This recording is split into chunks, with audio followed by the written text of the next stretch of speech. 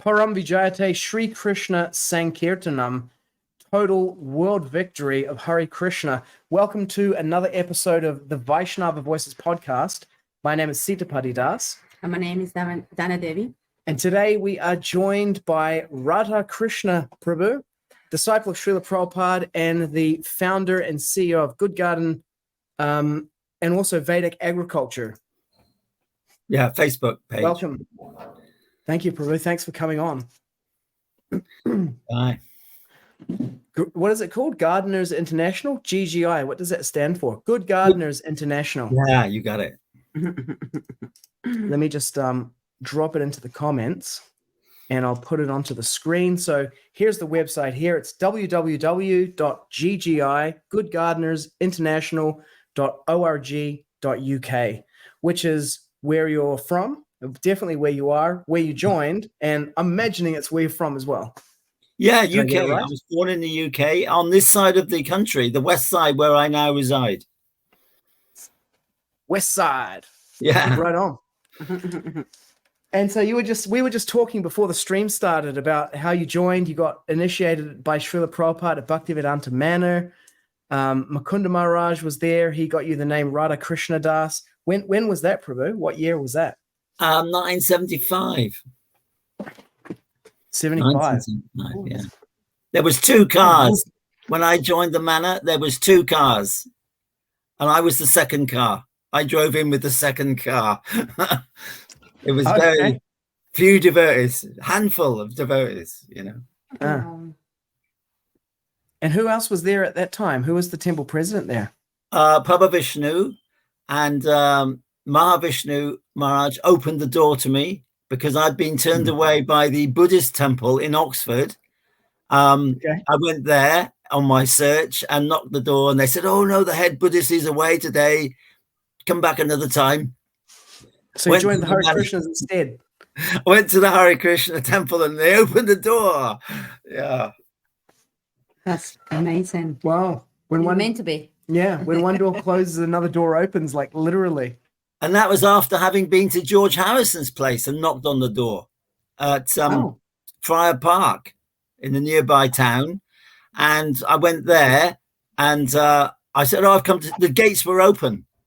And I just drove in my little car and knocked on the door. And I said, "Is George here?" Because I'd been listening to his album, Ravi Shankar, Family and Friends, if you know that album. It's got some devotional songs on it. It's a very nice album. And the guy opened the door, the groundsman. He shot around the corner in a big Range Rover and jumped out and said, "What do you want?" I said, "Oh, I've come to see George because, because of his albums that I've got." And he said, "Oh, George is in America. He's helping someone move house. Come back in a couple of months. He'll be here then." It was easy in 1975. That was 1974. And so I went to the manor and never went back to see George. But I did see George and caught up with him when he visited the manor. All those years later, on his last visit to the manor, we did a nice kirtan and there was a nice group of devotees and we met George and talked to him there. And that's on film. I don't know. We sent it to Yarubara, but he didn't include it in the international film, but he's got the footage and we have the footage somewhere. So that's nice. Well, that's far out. You are so confident to go and knock the door and say, "Hey, I want to see George." Well, I think, we learned that a lot in the movement, of course, just knocking on doors and going into concerts and, getting to the front and all the rest of it. But I was doing that before, actually, on George's house. Yeah. That once more I hear about, devotees going straight to the doors, distributing books, knocking the doors without any doubt or fear. Incredible. It's kind of a like a mood of like anything's possible. I don't know who it was gave this class and I can never find it again. He was talking about leaving like space for miracles to happen. And in that class, it was recounted about the devotees early on in London with the temple. They didn't have the money to pay the rent for the place. And so they went out for a walk. One of the devotees went out and he was walking down the street. It was empty. And suddenly the wind started blowing down. Then all this money started blowing down the street. And he collected it all up. And it was the money it was the exact amount of money they needed to pay the rent for the temple. Just like blew down the street out of nowhere. Yeah. That's incredible. Well, that didn't happen with Chaitanya College, Croom Court, because that's a good step into the Varnashram discussion, we could say, because what happened, we acquired this temple, the largest temple in Northern Europe, and it was a massive mansion with very nice grounds, wonderful, laid out by none other than Capability Brown, big landscape designer, at that time. And we'd moved in and we were there and we couldn't afford the heating bill. That was the story, because it was like £100 a day. So what happened was, the long and short of it was, a sannyasi came in from America, sold it, and they bought Soho Street. So we lost that temple, £100 a day. Yeah, apparently, yeah. That's like, oh, wow. Okay. But of course, now there's all kinds of wood heating systems, biomass heaters, and you can do it all differently. But that's now. So how did you get into this thing? So you like, we're going to have to do the speed run through this, but you joined in 1975, initiated at the Bhaktivedanta Manor, and then somehow in 2023, you've ended up as the Good Gardeners International CEO. What was the trajectory? How did this happen? Well, the short story is, in 95, I discovered the works of one gentleman, Sir Albert Howard. One bhakta took me to a reference library. He said, "You must come and see the works of Albert Howard. You ever heard of him?" I said, no, I've no. He said, "Well, you've been to agricultural college, and all this, from where I joined the temple." I said, "I've never heard of Albert Howard." So we jumped in the car and we went down to Y College in Kent, and we got into the reference library. And the first book I picked out of the reference library, I opened it and I couldn't stop reading it. And now we have re-released this book. I'm the first person to have released this book for 100. We can't see that because it's quite dark. Is that better? The Lost Science of Organic Cultivation. Oh, wow. Yeah, that's the name of the book now. And that I could not put this book down because it described, I came from a farming family. I grew up on a farm, did agricultural college, degree in agriculture. This book described how any farmer can make all his own fertilizer for free. So that was a thing, because every farmer, now every farmer spends average £50,000 a year on fertilizer. That's the score in the UK. And as you know, fertilizer is now in desperate short supply due to Russia and the fact that they use gas to make it. And of course, the phosphate mines of the world are depleting. We have a video on that on our website from Swedish Environmental Institute, how the phosphate mines are decreasing very rapidly, and without phosphorus, you cannot grow any food. End of story. So that was very nice. Just a quick question. Does some of that phosphorus come from there's islands that are made out of bird guano or something? Yeah, the guava deposits in South America. I can think of that. They built the largest stately home in England based on that, importing guano. And guano, that's it. Guano. Yeah, Kylie Minogue tried to buy it recently, and we used to cycle past there as children because we lived near there, a place called Wraxall and Wraxall Court. And she didn't buy it. She was outbid by the National Trust, you see. And that's who got Croom Court as well. Chaitanya College was purchased by the National Trust. Okay. Well, why was this of interest to you in 95? That particular book, why did that book speak to you particularly? Well, this Bhakta, Simon, let's call him. He was Simon. He is Simon, and he lives somewhere in Wales also. He knew about him, and he said, you must go and read this chap's work. So once I read it, I tried the system at the manor.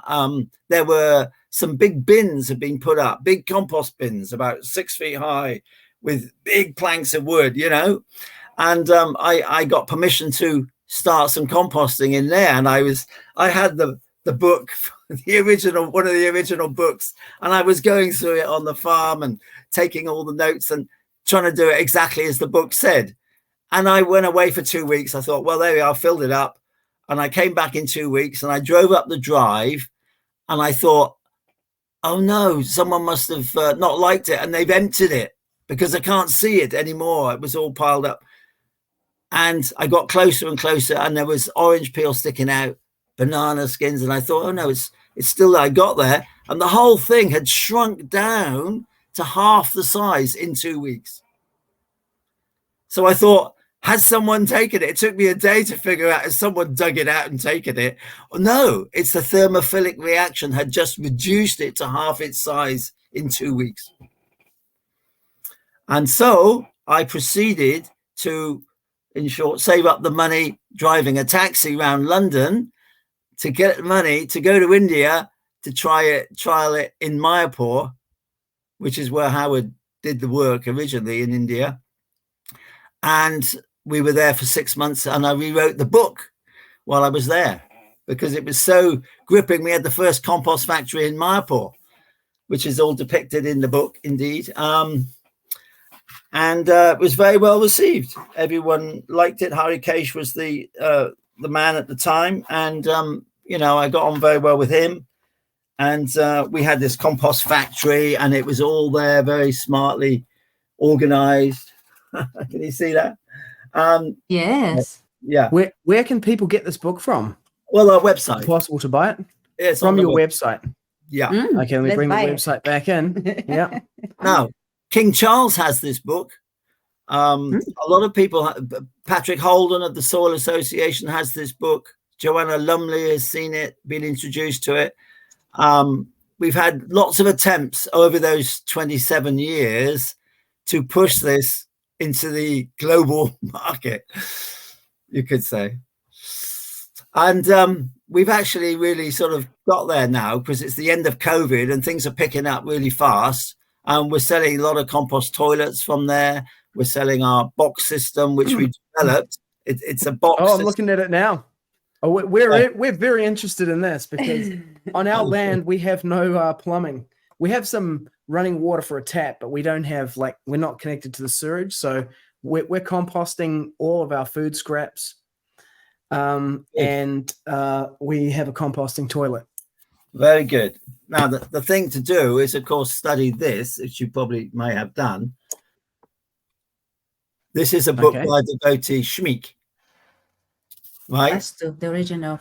I don't know his Marcus Schmeek. I don't know his name, his spiritual name, but Marcus Schmeek wrote this book, and it's very good to position all your. It's the science of directions, right? You position everything in the right place before you start building the community for auspiciousness, for prosperity, to avoid inauspicious influences. And we did this on our little farm at Well End, which was 2 villages from the manor. And everything went absolutely smoothly for 9 years. And, you know, we had great success. We've got people from that farm project who live in Mayapur, people who have started businesses from it, from the concept of recycling. And they get loads of work because, you know, people have never seen this kind of compost before. It's totally off the scale with regards to commercial compost and its properties. We're just putting our composting, we just collect everything up and we just throw it all in a big pile. Is there anything that we should be doing more than that? Well, read the book. Yeah, if you see people say, oh, you shouldn't compost food waste, for example, because it will attract rats, and it does. And rats are the second biggest spreader of disease on this planet after flies, according to the World Health Organization. Indeed. We have cats too. We have Yeah, cats and different chickens. countries, it's different, levels of what is prevalent. But in India, certainly, when I first went to India, and we went down to the bazaar, the town, and we just saw tables of black, and I thought, well, what's that they're selling? It's just black. And the guy goes, all the flies fly away, and it's a table full of food. Tasty. Oh yeah. Protein. So we all got ill. Very seriously ill. And I remember crawling along the street back to the temple. I had such bad diarrhea. And the Indians would come by and say, "Oh, latrine over there," that bad. No, that bad. So it's all about health, you see. It's all about health. And flies, of course, there was big sewage ponds at the back of Mayapur, and we identified flies. It's in the book, flying from the sewage ponds to the juice bar. It's in the book, and we filmed it. Well, we didn't film it because we didn't have camera. I had a snap camera at that time. Anyway, so this was what it was, and we thought the conspiracy theory was that the juice bar people had a deal with the doctor. Here's my conspiracy theory hat. I'll put that on. Conspiracy theory time. We thought, because when we looked behind the juice bar, it was so filthy and unclean and rags to mop up, and the juice was everywhere, that they had a deal with the doctor on the site who was fully booked, seeing everybody with stomach complaints, But of course, that was just a laugh, really. It wasn't so true. So our whole thing has been to follow this process, which Howard researched it from a guy called King, who in 1926 wrote a book called The Farmers of 40 Centuries. Now, that's 4,000 years. And King's research was done in China, Korea, and Japan at the beginning of that century. And they discovered, it's in the book, it's all in the book, no one was found to be ill. Cancer was hardly ever found. And this is the densest population on the planet at the time. Mm-hmm. So this was where? This is in India? Japan. China, Korea, and Japan. I see. That's where King did his research. And he found out that this culture had been, this system had been preserved in the Chinese culture by the fact that they had the big walls, the Great Walls of China. And it wasn't just the boundary, it was all the cantons had walls to keep marauders out from any county.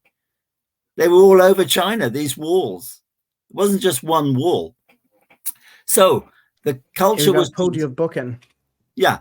The culture was preserved there, and that's how King discovered it. And that book, the original book, is very, very good. It's been edited down and there's lots missing.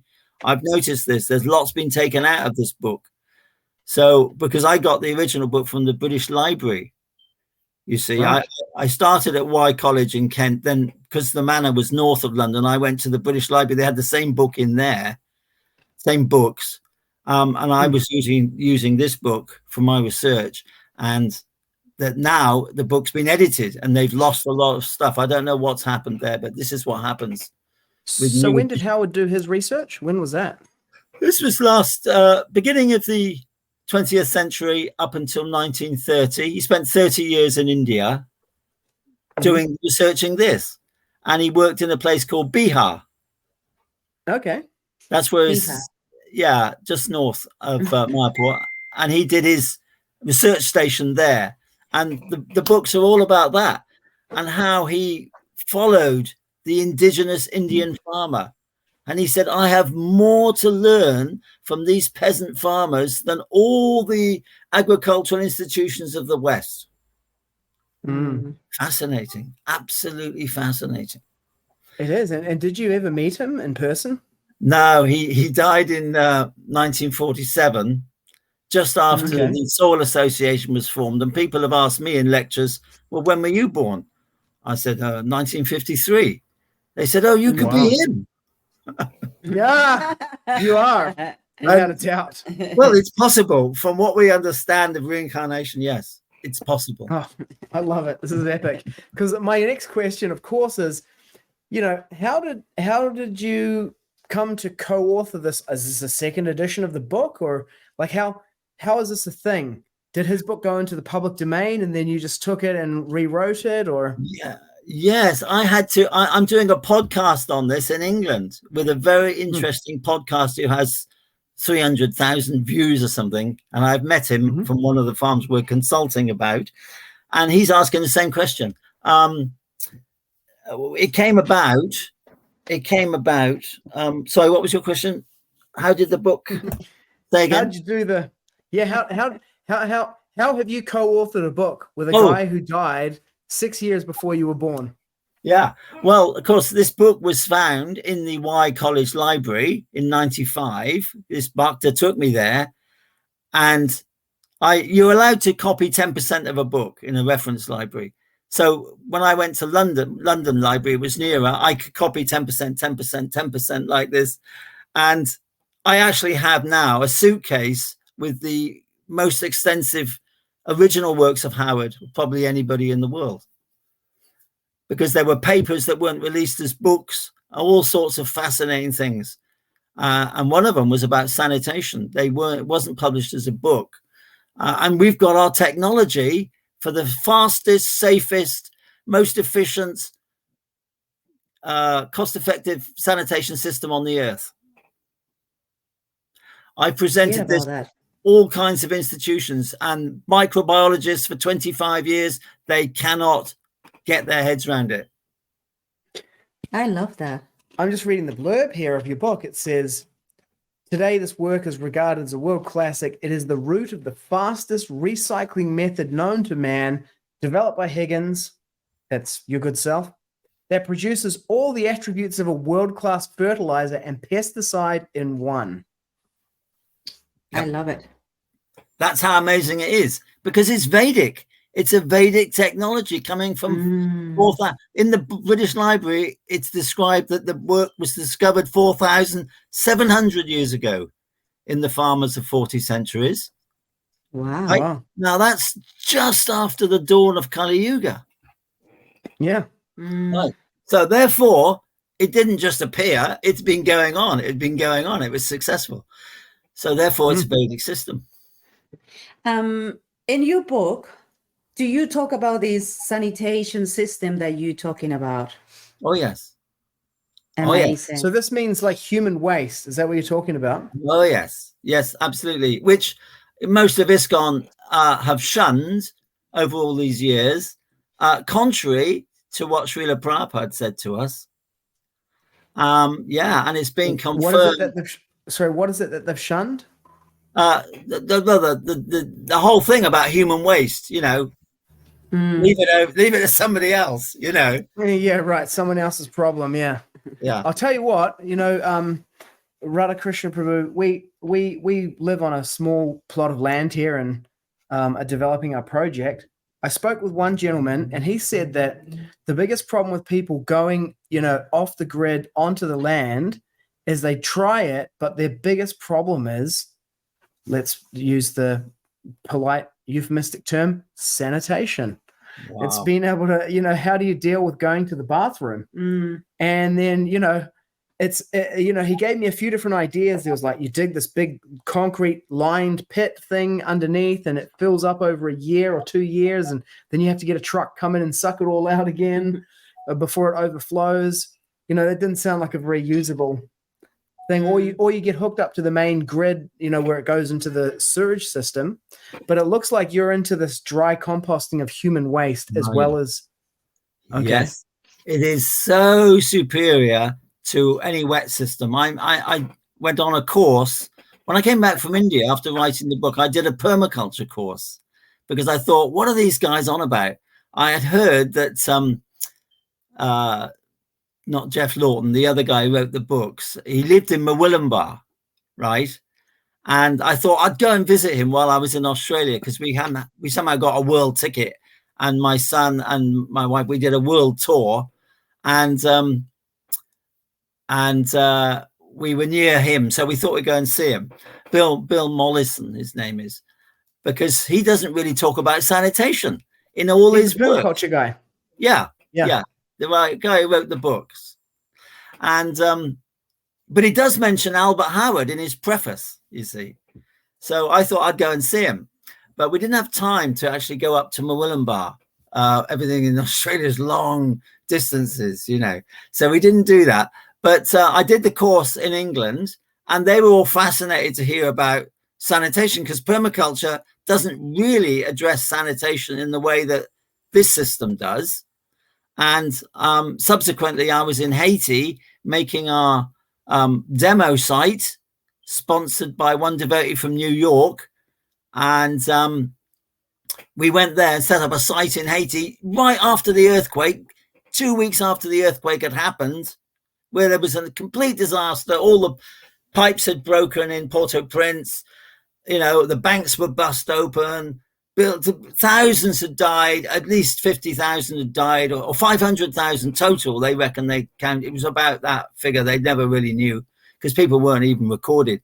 And the temple where we went to stay was an ashram, how you say, a monastery, a convent, actually, from one devotee who had a relative who had a convent in Haiti. And we stayed there, and part of that was collapsed.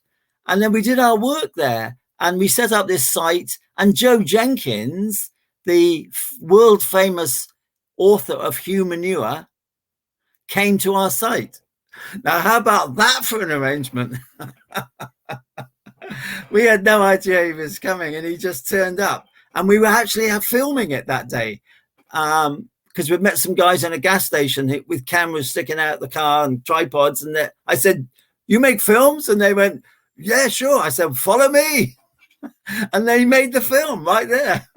And it's on our site, on our website. Epic. Incredible. Okay, we'll go through that. Yeah. I'm kind of distracted. I want to see your website. I know, me too. I'm looking at it because what I'm looking for on here is the urine separator. Yeah, because we had to buy a urine separator. Yeah, we developed that for Oxfam, and they now mass produce it for the world. Okay. Hey, So, we got someone from New Gokula, New South Wales watching. It's Krishnendu. Shout outs. He says he's a big fan of the organic farming book. He did a humanure composting in the Brahmachari Ashram in Auckland in 2001. Epic, groundbreaking. Yeah, yeah. So you said Oxfam adopted your urine separator. Yeah, yeah. They now manufacture. Is it on the website?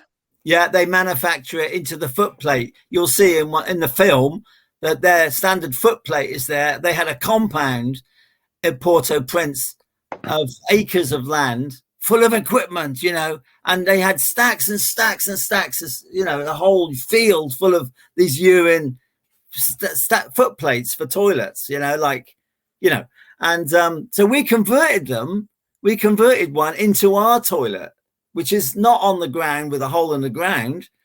It's rather above ground and a collection system underneath, and the urine separator. And this Oxfam liked very much.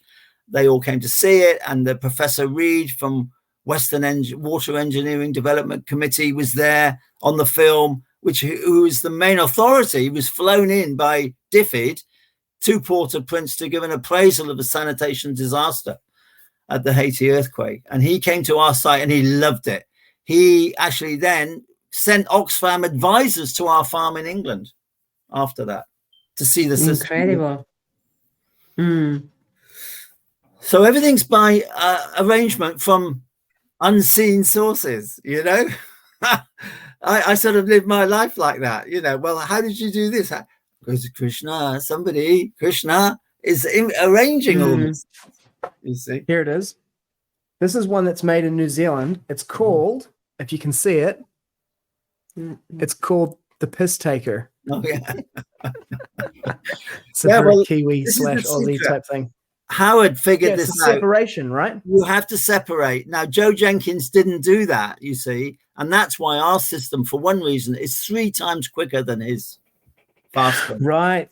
Oh, so they put it all together. The urine, you know, Srila Prabhupada actually told a joke. I don't know if you've heard this before. It's in one of the books of like one of his servants, and it says Srila Prabhupada tells a dirty joke. and he's telling a joke about a Brahmana called Gopal Bon, who's kind of like a famous kind of figure for these jokes. Mm-hmm. And what happens is this guy has he's built a house. He's a Brahmana and he's built a house somewhere, and the king wants him to go away from there because he wants to use the land for something else, but he can't dispossess a Brahmana of his livelihood or his land. So Gopal Bon says, no worries, I've got this. So he goes to the Brahmana's house, and, as a guest, he comes in there as a guest, he's eating, then he says, I must go to the toilet. I need to pass stool. Please leave the room so I can pass stool.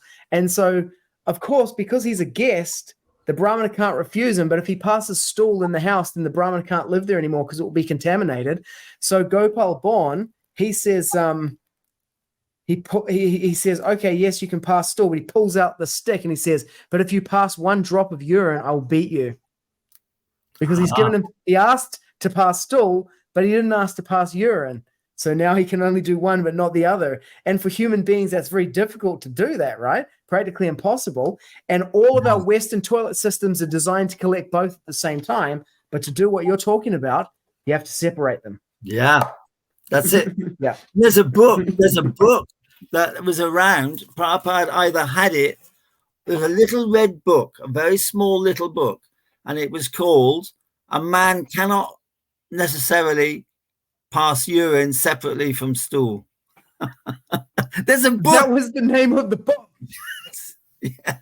Something like that. I've never seen the book, but I heard about it. And the thing is, anyway, that if you separate it with this mechanical system and urinals, that's great. You've got the world's natural fertilizer, which is urine. NPK right there, right? Yeah. And it's sterile, you see. It's sterile. So therefore, Howard's thing was you put it into earth, right? You have a bank of earth which you excavate and you keep it along maybe 3 feet high, and a bank of earth, and you put a tarpaulin over it to keep the light off it so no grass grows. You pour the urine onto it further and further along the heap, and then when it dries out at the beginning, you put that into your compost. You're adding that into the compost, and it's called urine earth. Urine earth. Okay. And that alone, it's a fertilizer. And I've never used it as a fertilizer myself. I'll show you a picture from here. Here's a picture of what Howard did. Now he made this, which is an ox going around a circular treadmill with urine earth in there, grinding it down. You see, treading it down, right? There's a roller inside the trench. Do you see that in the trough? And the ox goes around and it grinds down and it makes a fertilizer on its own. Now, I've never done that because, I found the compost is so successful with urine earth in it. I've never needed I haven't had the scale of operation to make urine earth at all. We have an ox. We should do that. We can sell it. Imagine that. Just make money by going to the toilet. Oh, well, I'm selling it. Money. I've been selling this stuff on the internet on 2 websites now since 1995, and I sell it for £1,000 a ton. Right, from 500 to £1,000 a ton, depending on the bag size.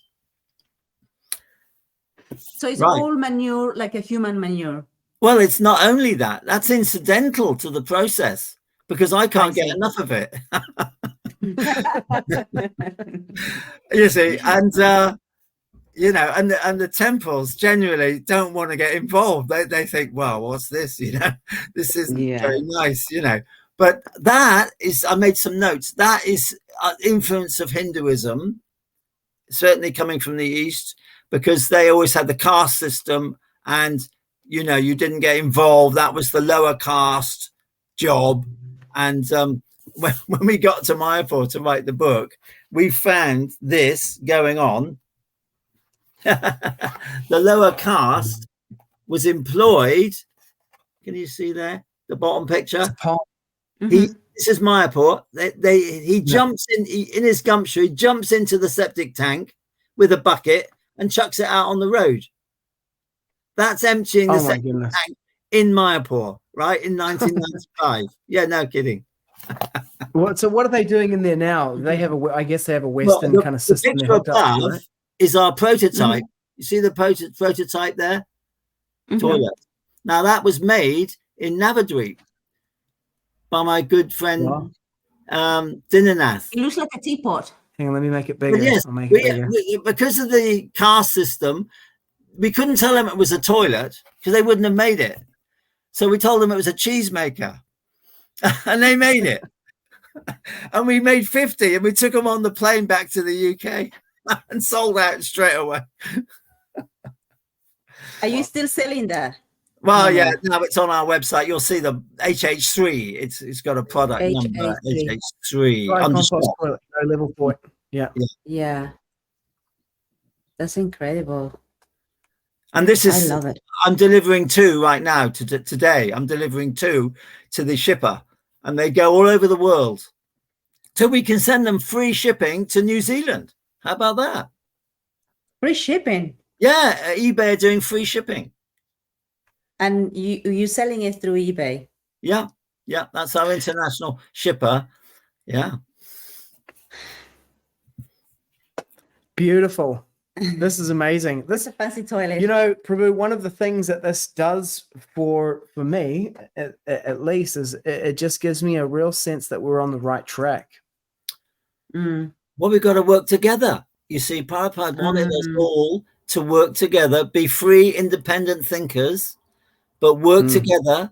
And this is how, with the Zoom and the internet, we can do all this. Whereas I've been trying to contact Ajita since 2000, and whenever I met him at New Mayapur, he bought the book, and I never heard from him since.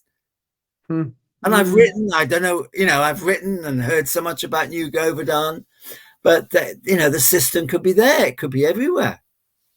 And what a preaching tool. We did courses on it, and they're full up.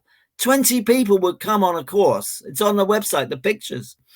Students would love it. They'd send them from the manor to our farm because they wanted to know something more about fertilizer, or they'd heard about the system. And so they sent them to my little farm, 2 villages away from the manor, and they loved it. And we even had vegans come, and vegans would say, well, you know, what about, would say, oh, at the end of the course, please come over to Bhaktivedanta Manor and see the cows. And one comment came back after that, oh, now I see the bigger picture. Because when vegans see that animals are treated with love, that's something that's not within their sort of scope so far. But when they see that, and a cow can give milk without ever having given a birth to a calf, it completely blows them away. That's incredible. Oh, yeah. So this is the loving relationship we've got to have with everyone. Everyone. This is why we've got to look after cows, because it teaches us that. Without I wouldn't mind loving everyone, Prabhu. Yeah. They give milk. Yeah. And this is the Varnashram system. So you have the Vaishya does this work, right? And then the Shudras help, and everyone can help and elevate themselves by education, whatever, through the systems, through the whole ashram system, the Varna ashram system, as Prabhupada said, and progress. But if you act outside of your Varna, it's going to cause chaos. If you suddenly think at 75 years old, oh, I'm going to be a farmer because now farming's popular, it's not going to work. It's a lifetime of study. In fact, in the Vedas, it says agriculture is the biggest subject there is. That's what it says. One Shastra, one book, it says that. Probably the light of the Bhagavad, you know. I have a question. So with the human manure and the system for the urinal putting on the earth and waiting to dry out and put it in the garden, is it safe to put it in the garden, like the vegetable gardens? Oh, yeah. Or is that for flowers or trees? We have, no. Yeah, a lot of people like to say that. So we say, okay, you can use a separate system just have a pair of boxes for your sanitation system, right? On glamp sites, we're doing that. For people in colleges, they can't handle it. So we say, have a separate system, and you put it on trees. Everyone seems to accept that you can put human manure on a tree, right? Yeah. But maybe not vegetables. But we've been doing it since 1995. And Subhag Maharaj, who I used to go on Sangatam with in London, he said, oh, very good for cauliflower. And they loved it. They all loved it. Created by humans. And nobody got dysentery after doing it. Not Unlike at all. The juice bar. It's because of the heat process. In the box system, it is so controlled that you control the heat gradient over the first 12 to 14 days, that it completely purifies it. And the subsequent heaps rise up again to about 35 degrees, 40. And then all the other bacteria are destroyed. So by 90 days, we've sold it in shops for 25 years. Never a problem. We've had it tested by everybody you can think of: hospitals, science labs, universities. In one of our website on eBay, right, we put our thing at the bottom of one of our sales pages about the toilets. All the universities we've approached, and there's a whole paragraph of them. And they are fascinated with this technology. If only they knew it, we could stop the chicken farmers, for example, putting all their sanitation in, letting it flow into the rivers of England. They're all and the seas around England are all polluted. It's a national disaster. But you put it through this, it's done. It's had its heat treatment in 2 weeks, and it comes out after 2 weeks like that. And it is pathogen free, essentially pathogen free in 2 weeks. So we found out about the humanure composting and dry toilets from a farm nearby to us that was part of a kind of a week or a month-long program. It's called the Little Insect Farm, and they're doing this there. And the way that he said he does it is they fill up these 40-liter or 20-liter buckets, and 20 liters, and they put a top on them until they reach a critical mass, and then they put it all into the box at the same time, because he said otherwise it cold composts. Like, there has to be a certain biomass in there at the same time. Yeah. How does your system deal with that? What we do, Howard has a system where, because it's operated by staff on the farm everywhere, they have to have a job every day. So his system is based on a daily input for 7 days, right? Then that box is finished. Then you start the next one. And then when that you need to have a certain number of people for that? No, any number of people, depending how many boxes you've got. And then that one's full, you empty the first one. And so you go on like that. It's a continuous system. And it takes 7 days? Yeah, it takes 7 days to build it, and then you build the next one. So when that one's full, that one's been in there 2 weeks, and you get it out. See, 2 weeks finished. 2 weeks is enough, because he was. How long were they doing? They were composting it for 6 months, weren't they? I don't remember. Oh yeah, at 2 weeks it comes out, and then it matures for up to 90 days. There's 3 types of fungi in Howard's system, and he's the only person who discovered that. There's 3 types of fungi, and if you do that right, you will have a finely divided shop saleable fertilizer worth £1,000 a ton in 90 days. This is what the world needs, because they can't afford fertilizer. The whole of the Sahel region of Africa is running out of food because A, they can't afford the fertilizer, and B, they don't have any other source because it's coming from Russia, and it's made with depleted uranium or something. Phosphorus. So the world needs this. ISKCON can take the credit for saving the planet. I love it. Yeah, I agree with you. I have a question. You mentioned without phosphorus, there is no food production. And one of the ways to get phosphorus, obviously, can be from the urine and the compost of human manure. That we produce the phosphorus? Because I hear when you burn things also contains different type of trace elements. Yeah, right. Okay, so delving into the process a little bit, we we teach courses on this, and we're going to do online courses as well. So what you get, what you burn is the coniferous wood, right? And people say, well, why is that? And that's because coniferous wood is poisonous to earthworms. You see, it's very acidic. So we don't compost hedge cuttings from evergreens. You see? So coniferous means evergreens. Yeah. Yeah. So and what do you do with that? Well, you burn You it. burn it. You burn it because you need ash Ash. as an Yeah. ingredient. So the ash you just sparse in the compost, or you can Yeah, put it no, directly it's in the all very garden? scientific. It's all proportions, percentages. It's Ooh. all in the book because it's very Yeah. accurate. You put too much ash on anything, you'll kill it. And Nope. that a lot of compost toilets in Africa, they're French, and they're huge concrete slabs with a pit underneath and a little door at the back. I've seen these in Uganda, and they dig it out. Can you imagine that? Hasn't composted.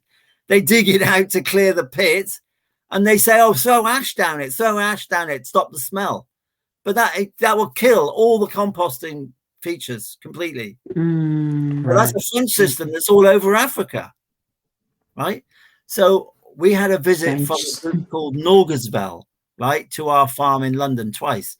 And they contracted me to go to 3 countries in Africa to do surveys. They're the oldest charity in the world.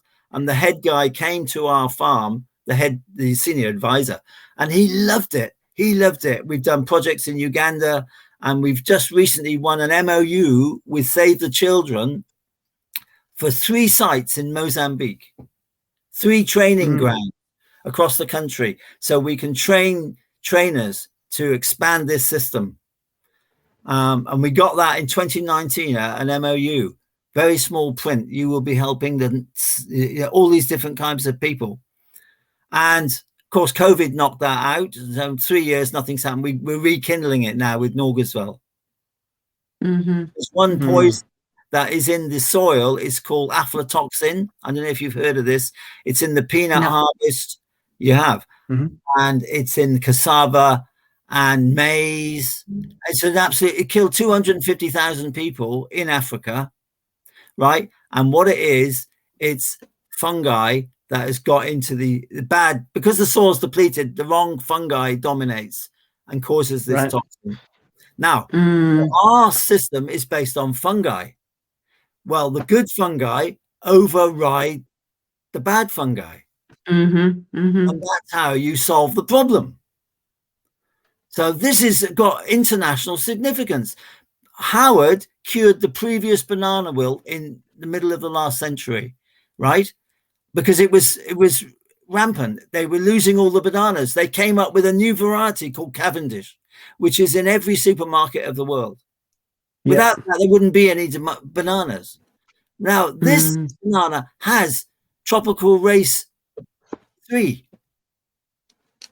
the new banana wilt race, the race 3 they call it. And this means it's that you can Google it. The world could lose its entire banana supply, right? It's the most popular fruit in the world. It's a huge sustenance, proper, very nice, wonderful vegetable. We should take at night because it makes you sleep, relaxes the body. Very scientific, very wonderful thing. Now, the Philippines lost $500 million of bananas to this wilt.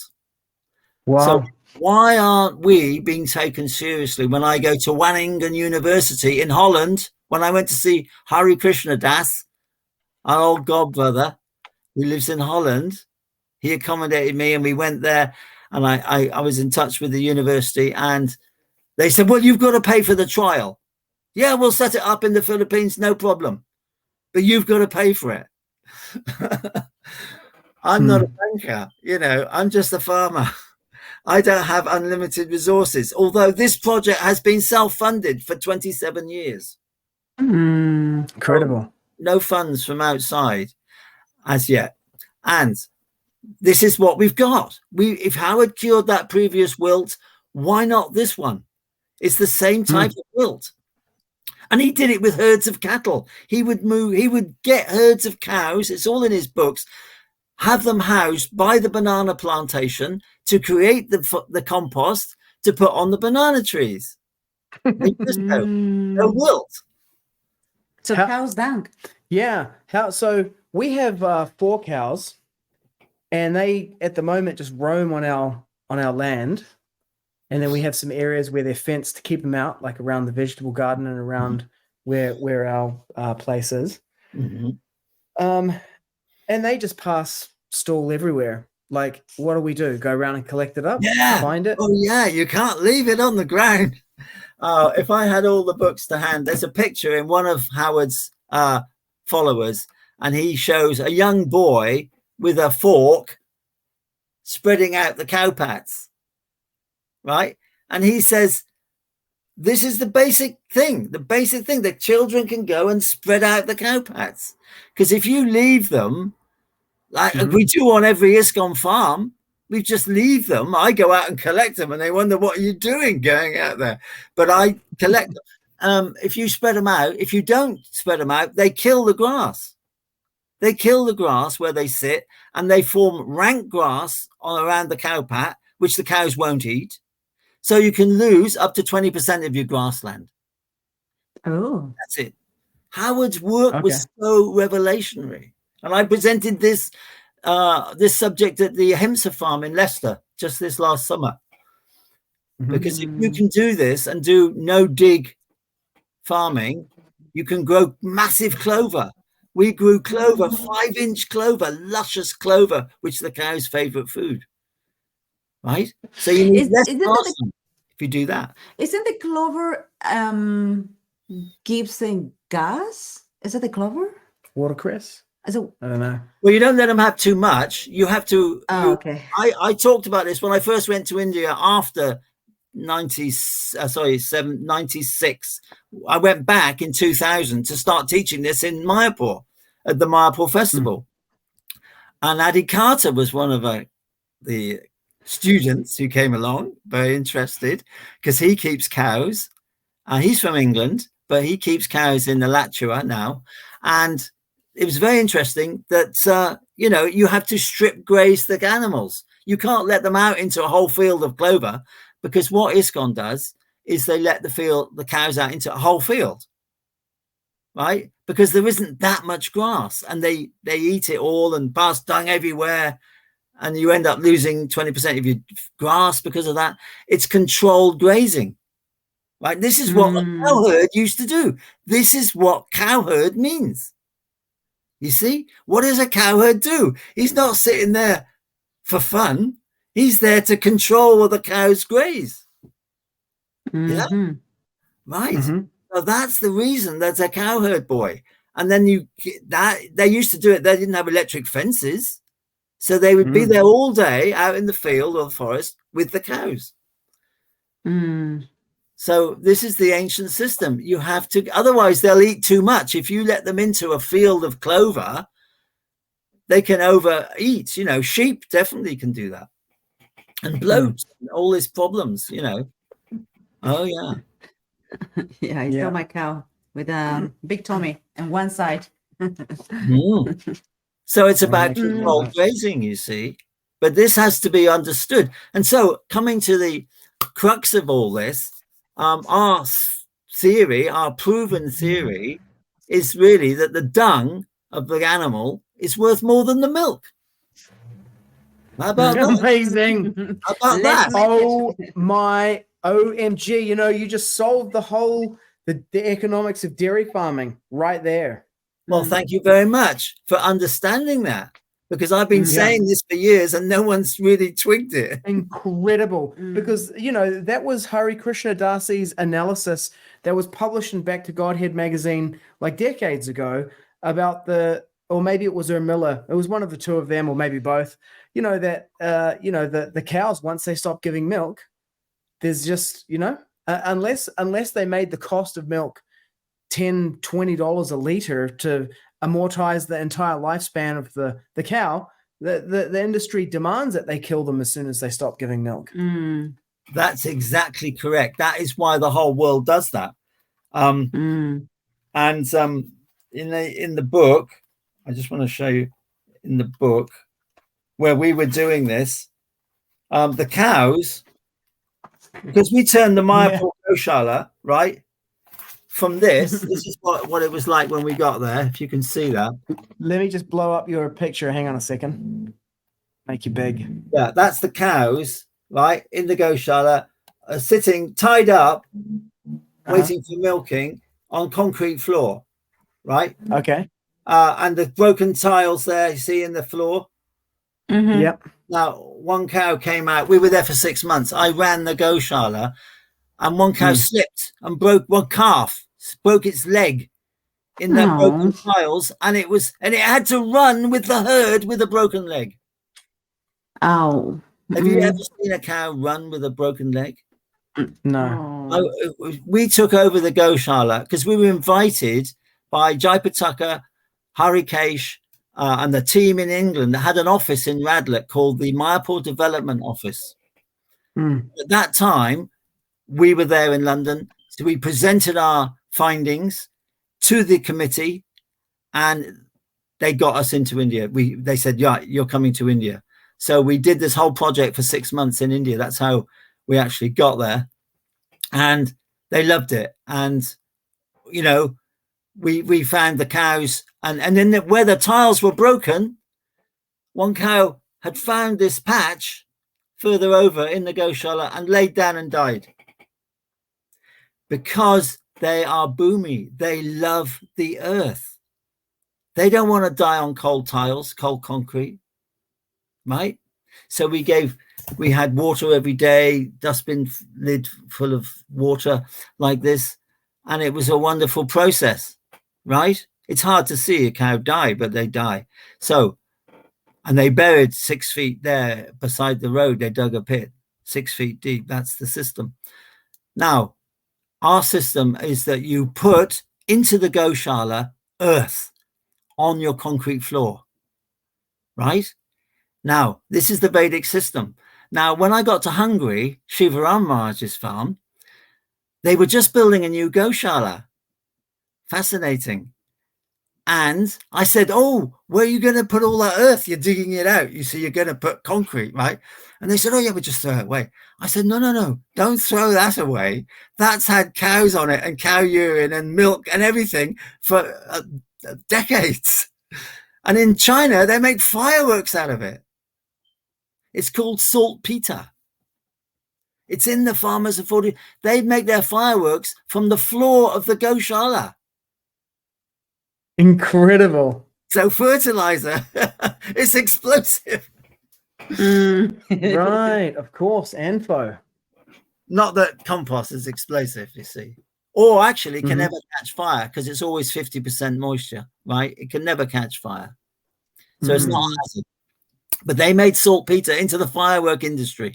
Can you believe that? So you keep this urine earth and you add it to your compost. And we had 6 feet, massive heaps, about 4 or 5 feet high, 10 feet wide by 15 feet long. We set up these in Mayapur, and you can do it like that on a large scale. But of course, you can't put in cooked food because of the rats. So the box system makes it very practical and very easy to operate because it's all done by bucket measurements.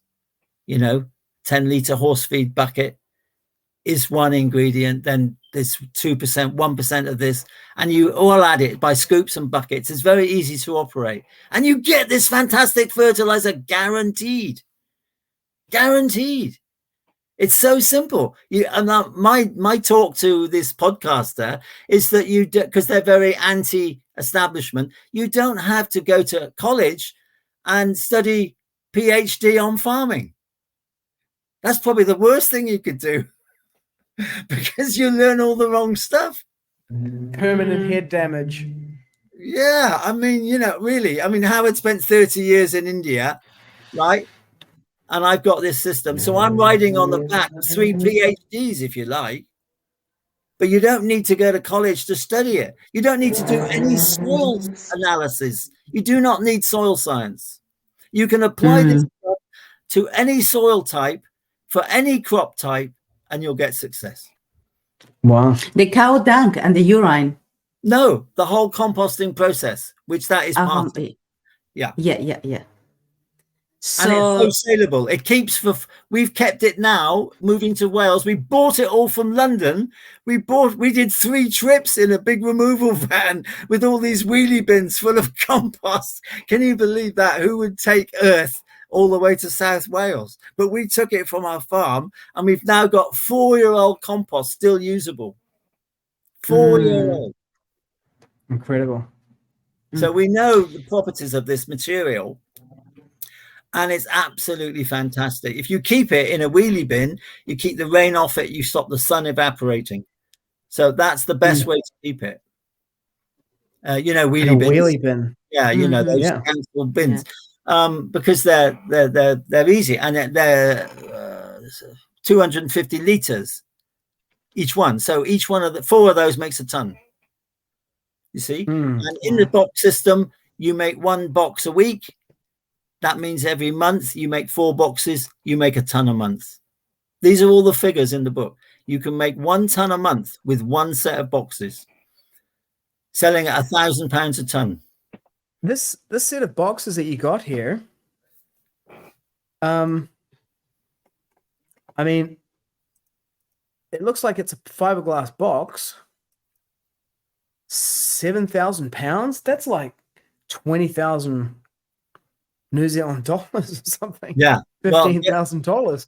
That's a lot of money. Go to the next picture, because that was the one that in 95 was cheaper than aluminium, because that was the way prices were. Now it's double the price of aluminium for manufacturing. So we do one now, that one, which is half the price. And it's the same size. Yeah, roughly. But aluminium is cheaper than fiberglass? Well, it is. It must be, because that's how it comes out. And you can put there two boxes together. That's ready made. It's not a flat pack like the previous one. This one box fits inside the other, shuts the lid, and off it goes. And free shipping to New Zealand. Yep. Buy it now. Where's the buy it now button? No, it says free shipping UK and Europe. Yeah, well, that's right. But you see, eBay, it says write to us, because it depends where you are or which country. We can ship it for free. Well, no, actually, sorry. That particular unit is too big for eBay to ship. They'll ship the toilet for free, but that big thing has to come via a shipper. We have a shipping company. And New Zealand's about £800, we found out, to ship to New Zealand. Okay, well. We'd like to get it into Mayapur. We'd like to get it into Mayapur for the exhibition next year, because Mayapur has got a huge waste problem. We were sent a film of a field full of garbage just dumped behind a banana plantation and the temple in the distance. Wow. And that was sent to us by our student who was on our farm in London, and he lives in Mayapur now.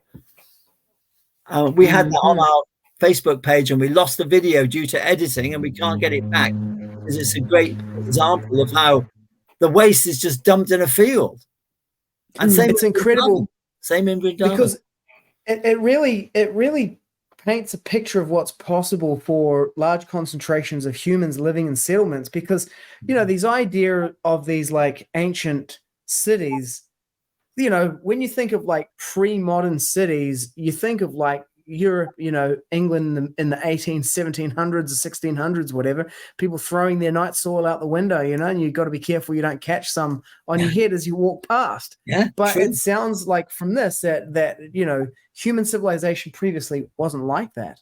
No, Western civilization has always gone down the wrong path. In fact, I was at the Roman baths in Bath, right, in England. I've never been, you know, I was a Somerset boy. I grew up on a Somerset dairy farm, you know, mixed farm, and I've never been to the Roman baths, probably because it cost too much. But we went in there, and it was fascinating how these hot springs are coming up in the middle of these buildings in the town of Bath, and people, it's got huge properties for healing ailments. You can swim in it and all this stuff. And I saw a group of the staff, right, over there, and I said, right, I just want to talk to you guys. They said, oh, yeah, what about? I said, well, I want to tell you what the Romans did wrong. And of course, their whole life is about what the Romans did for the Roman baths and the Roman roads and all the wonderful things the Romans did, right? And I said, what they did wrong was invent waterborne sanitation. And they went, oh, really? I said, yes, the whole world is gripped by this. All the cities have been built, designed on water transportation of sewage. Now, it wasn't in Dwarka like that, because Abhiram Prabhu, who was on the Mayapur Development Committee in London, in that office, said to me, Dwarka was designed that every street had houses like this, and behind the houses there was another street, an access alley, like the council houses of England. They still have it all over, and that was the access for the sanitation to go out to be processed. You see, Epic. And of course, it's an offense to Varuna to urinate or defecate in water. well, this is where I got the knowledge from. I got the knowledge from this book by our Ranchor Prabhu, Hinduism and Ecology. And when I read it in there, that it is in the Manusmriti, which is a commentary on the Manu Samhita, you shall not throw into water blood, pus, stool, or urine. It became a lifelong research effort because it was Vedic. It's a Vedic thing. It's not just some speculation. Yeah, So it's incredible, isn't it? therefore, it's become, you know, our whole agricultural system is based on that, because we're throwing away optimum fertilizer. We're throwing it into the rivers and seas and killing all the fish and the corals. And people are starving on to death on this planet, when all they've got to do is recycle that element, because there's more nitrogen in it than cow dung. And it purifies, the cow dung purifies the human effluent in the system, that there's no pathogens, no harmful bacteria. Even in dog waste, there's no toxocara parasite. In cat waste, there's no whatever it is. We've done everything. You can put it all. This is the Vedic system. My God. Incredible. So the cows don't kill any other bacteria. Well, Purifies it. their dung has more organisms in it than any other animal. That's why, because it has 3 stomachs. That's why it's so beneficial. So it's a combination of these manures that make the optimum fertilizer. In fact, at the Swedish Environmental Institute, when I went there by the invite of the director, he said, and a quote from him is on our website, he said, the only people who'll survive, he's giving a talk on phosphorus. It's good. It's the film's on the website. It's good to see. He said, only because the phosphorus is depleting so fast, the only people who'll survive will be those who recycle everything and the vegetarians. That's what he said. Yay. Yeah. Very good. Incredible. So Wow. It's like they're our supporters, you see, because everything they had for their dinner was vegetarian. And this was 12, 15 years ago. I mean, that's amazing that the Swedish were that into it. Amazing. I have a question.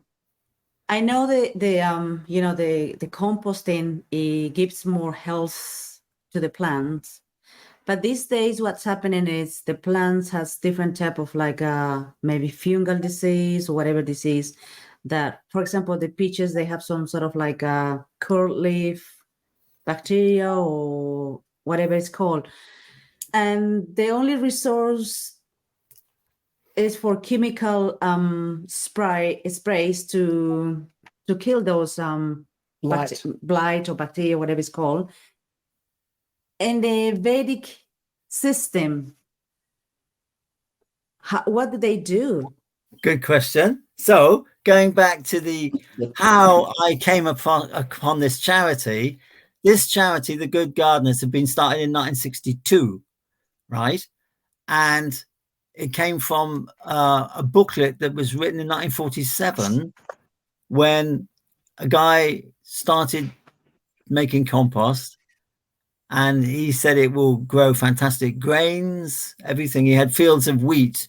And in the picture of the book, we still hand out this booklet to our members. If you become a member, which is £50 a year, you're getting the new edition, which a devotee is writing for us, an IT specialist. And I can't see the little book, but it's a green book. And in there, he's standing, the author is standing with his field of wheat, and he's standing like this and going, that's the photograph. And it's one up to Hitler, you see, after the war. He's saying, look at the size of my wheat. What's a shout out to Hitler? Yeah, it's obviously, you know. And that was the first book.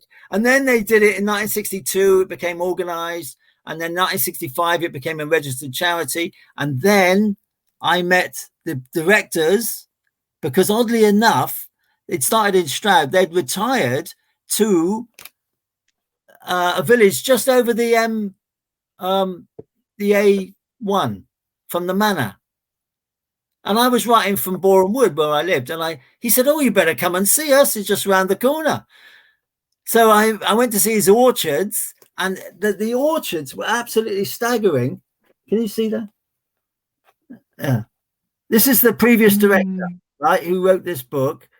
And they had such voluminous fruit coming from their system. I went to his funeral because he was 96 or something. And I went to his funeral.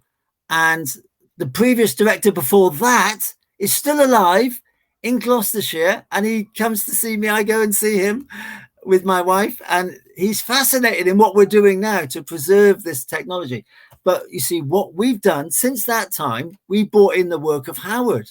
Right now, Howard had this fungi-based bacteria compost. They made compost, but it was a different system. It was a slower system, and you treaded on it, you walked on it every night, and then it said you can pee on the compost, you know, like that. It was less scientific. So, bringing in the Howard system at the last meeting in 2016. Before he died, I was at the Arkley Golf Club taking the minutes because there was so few people there. They had 4,000 members in the heyday. Yeah, schools, colleges, universities, all of that stuff. He made me the director. He handed it to me. He said, you've got a little farm there. You better take over. We don't want this thing to die. So that's the wonderful, you know, gift that came, and it's called the Gardeners. So we're the Gardeners of the Creeper of Devotion, right? So good gardeners. So it's a perfect name, perfect name. So that's our name. And the effect now with Howard's fungal compost is that those diseases you're talking about are stopped. Fungi, all the different types of fungus in plants. Yeah. Greenhouse fungi. I'm just trying to think. Mildew, downy mildew, right? That sort of thing. All stopped. All stopped. Phytophthora infestans in potatoes. An airborne blight stopped by compost. I phoned up the Potato Council in England. There's a Potato Council in Oxford with all these people on the boards, right? And I said, oh, yes, we can stop this disease with a compost. He goes, a ground treatment for an airborne disease? No, get away. Put the phone down. Put the phone down. It's so far away from the average scholar in agriculture that they can't understand it. I spent 3 hours talking to Harper Adams University, 3-hour talk to their top scientists. They'd never heard a word of what I was talking about. So this just shows you how far away it is from conventional agriculture. So any lack of don't know what to call it, no protein, nutrients. Okay. Any lack of nutrients in the soil, because what I observe in the soil in the farm, it's my broad beans. They grow so beautifully. When the time comes to produce, they flowering, but they don't produce any, and the leaves become so black, and then they don't produce anything. It's like, I don't know what to do with this. That sounds like a disease if they go black. Yeah. Yeah. So you see, you've got to treat the soil. It's all about the soil. It's not about sprays. It's not about comfrey sprays. It's not about Dr. Elaine Ingham. Have you heard of her? Right. Anyway, I met her. She did an introduction to the Oxford Real Farming Conference, and I met her there. And she's into the microscope, right? You analyze the soil organisms, and you add this, and you can add that on a big scale. You know, wonderful.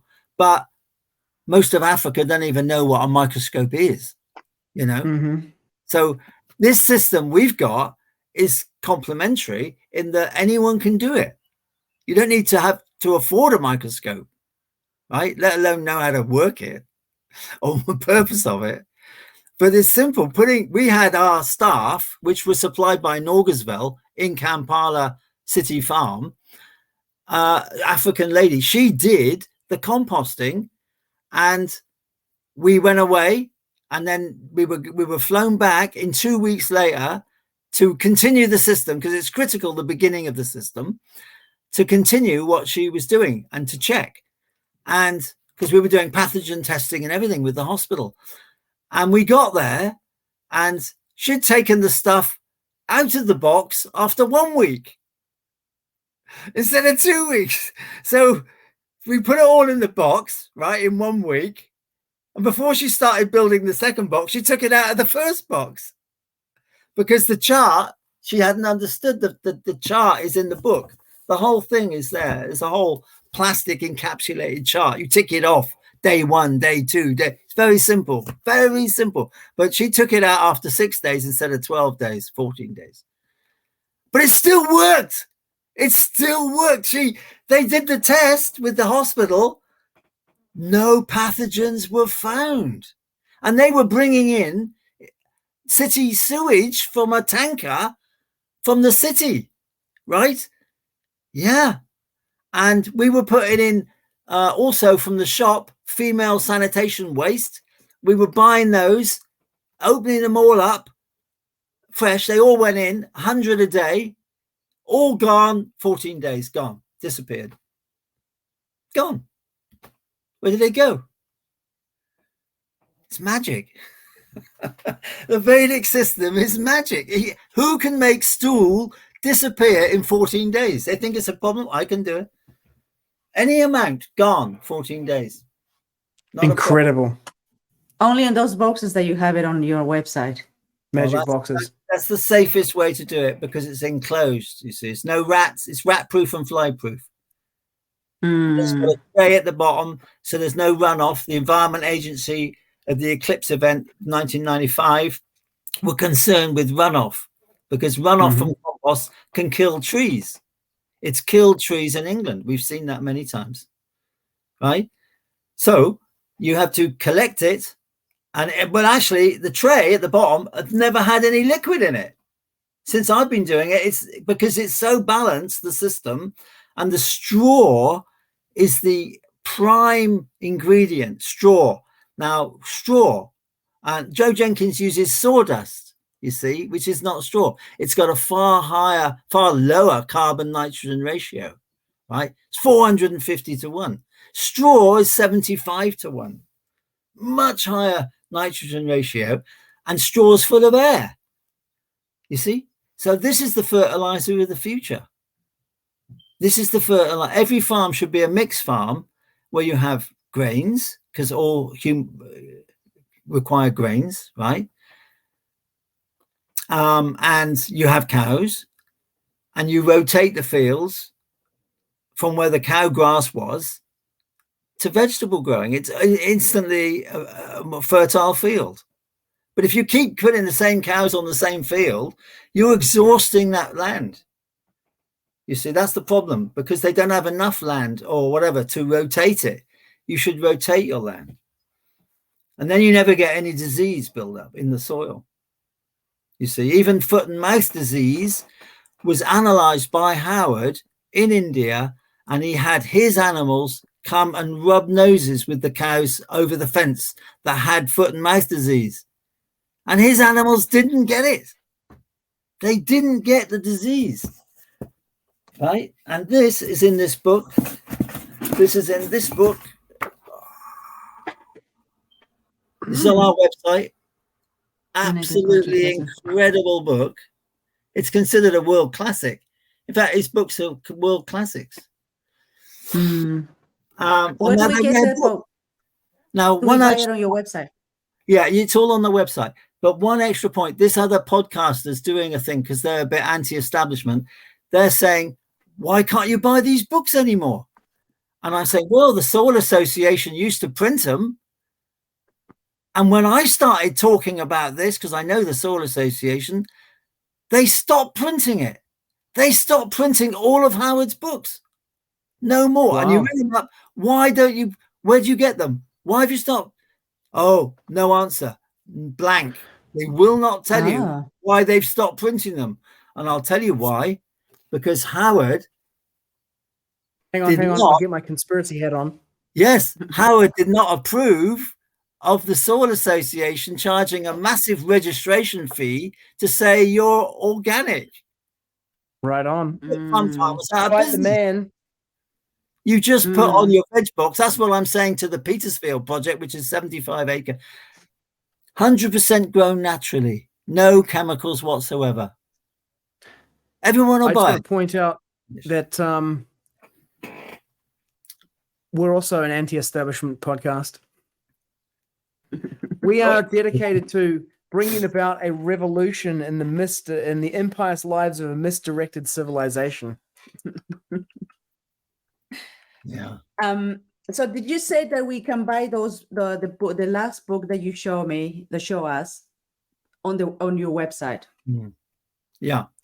They have different Amazing. covers because it's such a rare book. I mean, this is the same book, but a different cover. Oh yeah, Okay, yeah. Okay, so yeah, there it is there on the website. It is, how much is that one going for? £17. Yeah. Farming and Gardening for Disease, Health or Disease, Sir Albert Howard. Look at that. Secrets of the Soil, out of stock. Oh no. Farmers of 40 Centuries. Organic Farming in China, Korea, and Japan by F.H. King. And then there it is, the classic, The Lost Science of Organic Cultivation by Howard and Higgins. Amazing. And then this book, this one, is on there because I've just found this is a very rare book. This is the subject of another podcast. It's about sound vibration and vegetable and growing food. Wow. Better. Oh my goodness. Can you sound vibration of vegetables? Okay. Can you please explain what I've done? Well, just briefly, So it's another podcast for that. A whole other topic, yeah. It's called Sonic Bloom. Sonic Bloom. And I've just recorded what I call progression type music from different countries of the world and sent it to the Petersfield project because they're into Fibonacci, who had a sequencing system. And anyway, she very much appreciates this because it's all different. Chinese music, Indian, very much the Chennai music you see of India. It's all very meditational and it gives a certain vibration. And anyway, we'll get into that later, but this is what they're interested in because all these things affect plants. You know, plants. It's Vishnu Maharaj who actually told me, get the book, The Secret Life of Plants. Right? I've read that. You have? Yeah. I lost I have. But the same people wrote this book. Okay. The same people. The Secret Life of Plants, it talks about Sir Jagadish Chandra Bose, who did the experiments with the carrots. Mm-hmm. Oh, yeah. I'm pretty sure. What was that one? Yeah, his experiments with the carrots was like, apparently, according to the book, they shrink away from a knife when you try to cut them. Oh.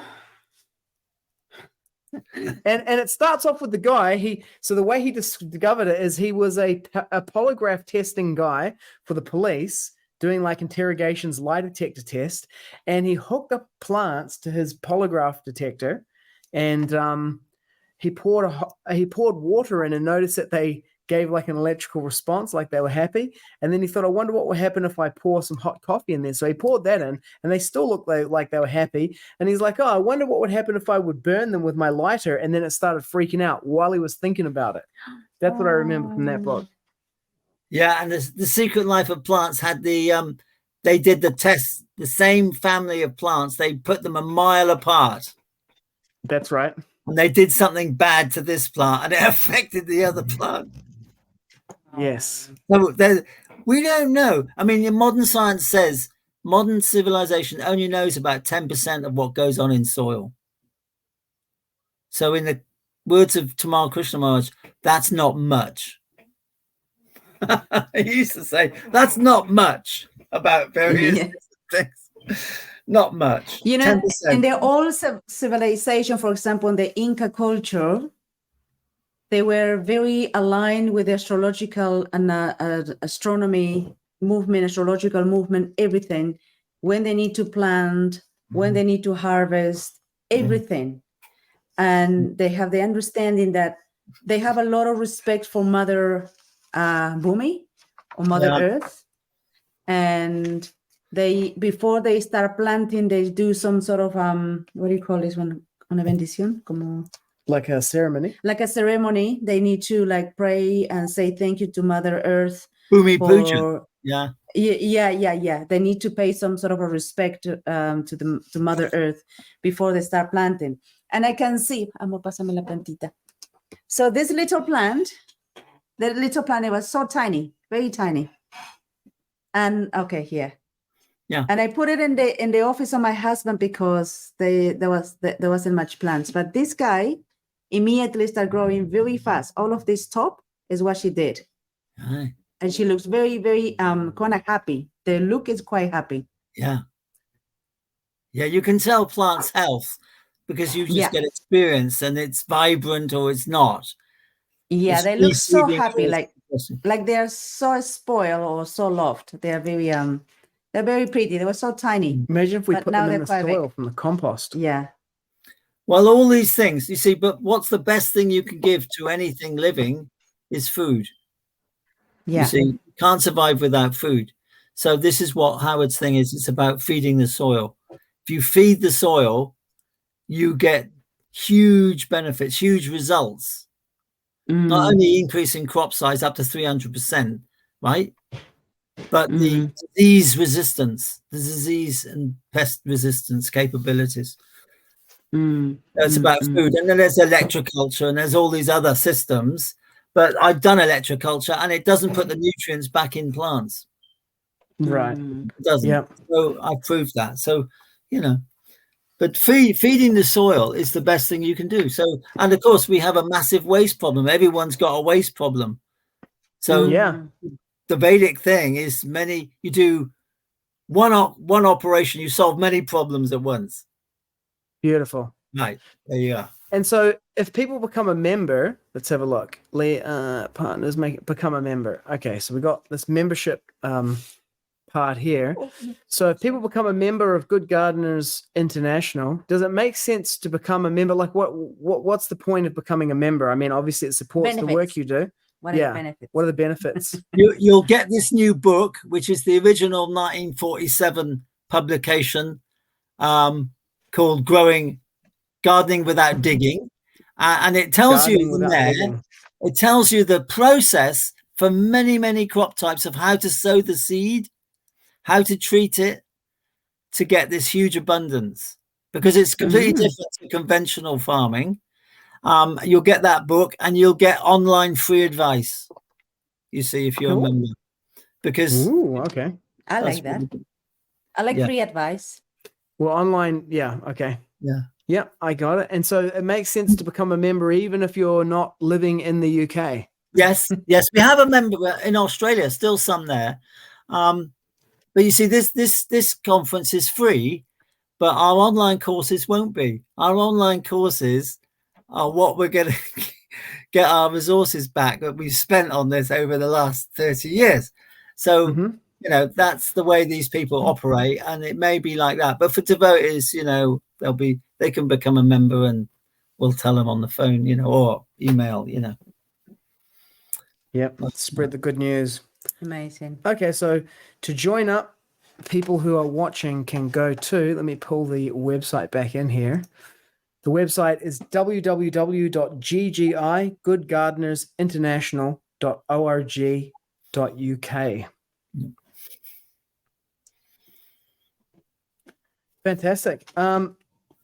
That's a huge amount of content there. I'm going to put the names of the books into the show notes so people can and a link to the website. Well, isn't the books on the website or the extra books? The extra ones. The extra books, yeah. Yeah, they can find them on there.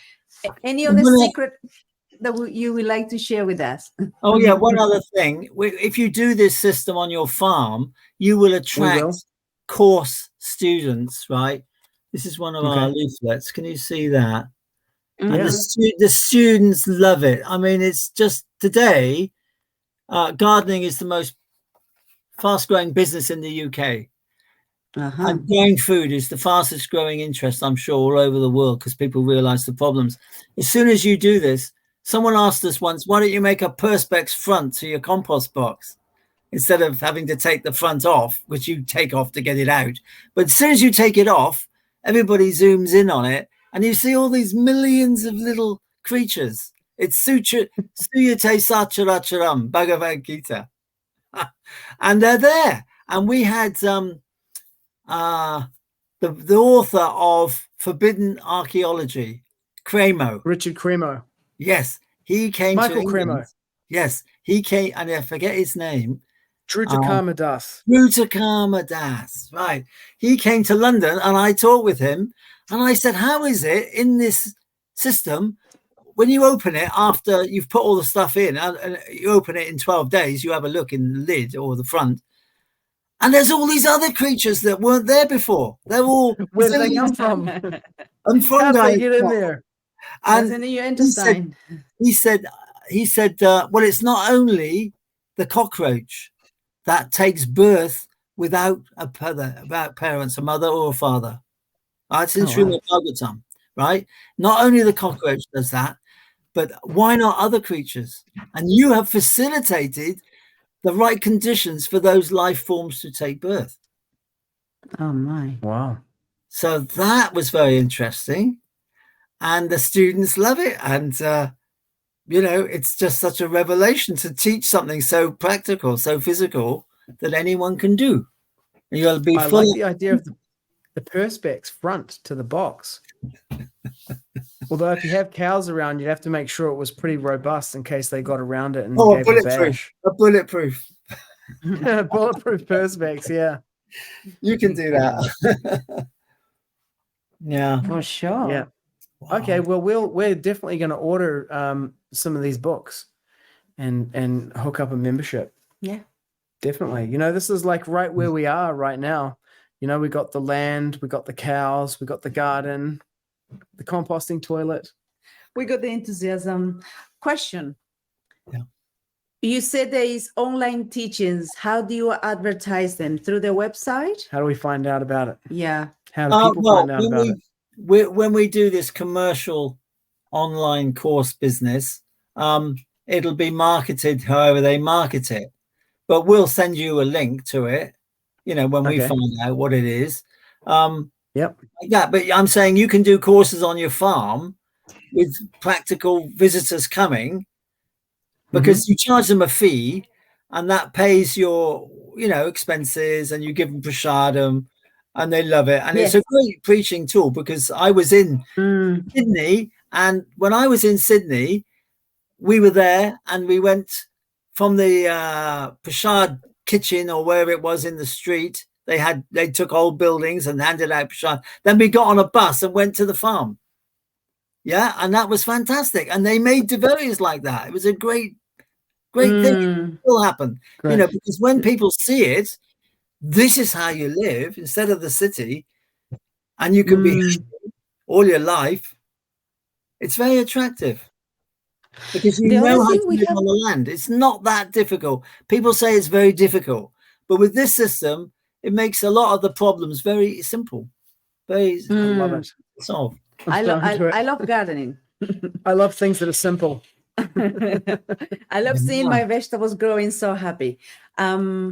I think we had previously, in the podcast, honey, that a devotee was saying the best preaching method for you is to grow your vegetables and then teach them, and also go to the market, and then you do your book distribution. Tapa Punch Prabhu. Oh, that's a Tapa Punch Prabhu, right?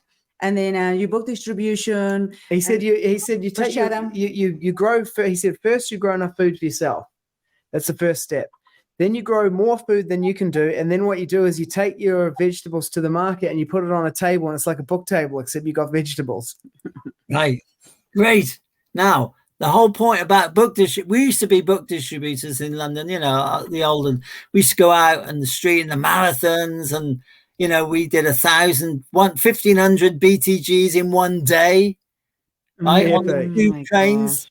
We picked a line. Amita did one. I had the Northern Line, and between two stops, you'd go back again and back again. It was the busy rush hour. You'd hand out in a day 1,000 BTGs. Yes. The whole box gone. Right? So this is but what are the books saying? We can hand out books forever, and we should, right? But what are they saying? I'm a product of book distribution. I got given a BTG by Bhakti Chaitanya Swami in Oxford. He's a Kiwi. Yeah, well, no, he is actually. Yeah, he is. Yes, yeah. And I worked with him for years in London on the record productions we did, and he gave me the BTG and a record, and I gave a donation. I said, I must give you. He said, hey, just look the other way. He said, okay, you can give us something, and I gave donation, and that's what did it. And so I'm a product of book distribution. So if we find our Varna, right, through chanting Hare Krishna and just acting sincerely in the temple, and what you've done for the, previous years in your life, maybe what you were educated in, you've discovered your Varna, then you have to do that, because that's the future of humanity. That's the future of ISKCON. If we hadn't got farms after 40 or 50 years and our children grow up on them and they having to go out into the city to get a job, we have failed. We haven't progressed beyond that, which is what we had to do. We should have provided farms by now where our children can grow up and experience living life on a farm and not have to just go into city as the only option that they've got. Really, this is what's happening. And it's an option created by man itself, because Srila Prabhupada has been very clear what we need to do. 50 years has passed since then. And then what's happening about the argument here is like, about females, what they should do, what they shouldn't do. But why don't we think about the basic? Get a land. Your daughter doesn't need to go to the next city and get a job and dress in a funny way, and then they just are unprotected. When parents, we could be buying big amounts of land, protecting our children, the future, the food production, and everything, and be happy.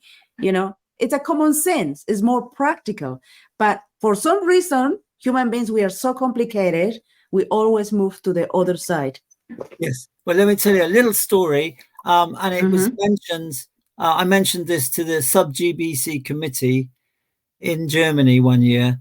And what happened was Harikesh was there. He had a farm in North Germany called Dole. It was a place called Dole. And we went over there, did barn building and all this stuff thing. And the devotees had been there for 5 years. The children had grown up and were ready for Gurukul. And the time was to open a Gurukul for the children. But something happened. And who was in charge? Harikesh, a sannyasi. He said, suddenly, sorry, we've got to sell the place. So we've got to do something else. We've got to sell the whole place. Everybody move out. Bye-bye. A complete disaster, right? A complete disaster. And Bhakti Vikash Maharaj does a lecture. One of his talks is the problems with Harikesh. What happened to Harikesh, you see? And this is one of the problems. It's not in the Varnashram system that the sannyasi owns or holds the property. It should be householders, right? Because they see the need. They see the need because they have children, right? So that's against the Varna, you see, and that's happened for too many years, year after year. In different countries, they've closed temples and opened a swimming pool and different things like that. you know, but it's not the right way to do it. It's got to be Varna, and that's the whole point of this conference, is it not? It's Varna and ashram. I totally agree with you, Prabhu, because Swamis, they don't have any sense about holding a family. They don't have any sense about making money, because it's all provided to them in whatever way. And making decisions about the future of a family, they don't have that skill, unfortunately. And what we have these days is we have like a huge amounts of these, of these Swamis that have huge amounts of disciples. Where is the land? If I could just make one qualification on that, because people would say like, well, Srila Prabhupada, he did that, but there's a difference, I think, between having been a... This is the point that Gaur Govinda Maharaj makes in this book here. This my turn to show a book. It's volume 1 of Vedic Dharma in the Grihastha Ashram. And in here, he makes the case that, the system is brahmachari, and then grihastha, vanaprast, and then sannyas. Because if you go straight to sannyas, then you'll have all these unfulfilled material desires. You'll be meditating on it. Whereas if you've been a grihastha, you're like, yeah, I understand how that works. It does have its like nectar side to it, and then it has a pretty steep cost as well that I've paid, and I've been through it, and you now understand the full picture. And Srila Prabhupada was a sannyasi, and he was an acharya, but he was also formerly a grihastha and a businessman, and he understood the entire life cycle of the whole thing. He'd been through it. But it would be an imitation to take someone who's never had a family and who's a sannyasi, and maybe even now close to the same age as Srila Prabhupada, but they don't have the same life experience that he has. Not even the power to create an environment similar to what Srila Prabhupada. They have created huge amounts of disciples, but if anything happens in this world, it's already happening. Food shortage will be soon glaring at our face. What have you done for your disciples? Well, their job is to advise the other, the Vaishyas and the Shudras. You have to have the advice from the Brahmin. You see? But we get confused, and we've had conferences saying years and years, we don't have any Brahmanas. But just not be too confused about it. If you're a sannyas, surely you're a Brahmana. You have to be, otherwise you should get off the clothes and do something else. Only Brahmanas will take sannyas. So this is the reality. They have to advise the others, and they should be able to see, who is this, who is that. That's the qualification of a Brahmana, right? To see what is good and what is not good. That's the condition. That actually is one criteria for being a Brahmin. Also, exactly, to build on the point you're making there, you're pointing out, Prabhu, there's currently a massive shortage of fertilizer. Well, what comes after that is going to be a shortage of food. Yeah. I mean, if you're having a shortage of fertilizer now, that translates into a shortage of food. And this is quite apart from, let me just put on my conspiracy theory hat, engineered food shortages, destruction of the food chain, destruction of the global food chain. I read one book, this is in the conspiracy field. I'll keep the hat on in that case. And it's a book, I can't remember what it's called now, The Green something. And in there it talks about how US military economists had calculated how much of the Soviet Union's agricultural land they needed to bomb to reduce the total amount of calories available to the population of the Soviet Union so that they could effect a 10% reduction in the population over a certain number of years. So they had worked all of those kind of numbers and things out. So what's going on in the world right now, I don't want to say that there's an agenda for depopulation, but it's very well known that there are many people who, that's what they promote, and that's what they say is the world's problem, the quantity, rather than the quality, as Srila Prabhupada pointed out.